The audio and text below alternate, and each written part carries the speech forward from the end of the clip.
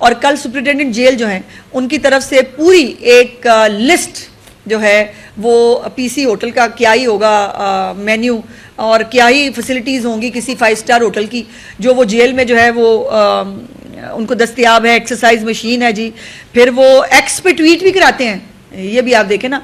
और अब तो मतलब आलम यह है कि उनको रीट्वीट की अपील भी करनी पड़ गई है।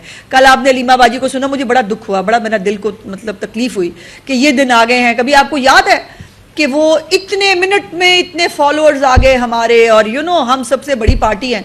आज बड़ी पार्टी का आलम यह है कि वो रीट्वीट की भी अपील करनी पड़ रही है। लीमा बाजी ने कल आके कहा कि इमरान खान साहब ने कहा कि उनकी ट्वीट को रीट्वीट किया करें, तो गल इतने तिकर आ गई है ये। अब इसके आगे आप खुद समझदार हैं। और जो है वो उनको LED दिया गया है, उनकी पसंदीदा अखबारात किताबें उनको मिलती हैं, बावर्ची अलहदा से उनके लिए खाना बनाता है। और 3 महीनों में इनकी 66 से ज़्यादा मुलाकातें हो चुकी हैं, और फिर ये रोज़ अदालत गए होते हैं, हमें मिलने नहीं दे रहे।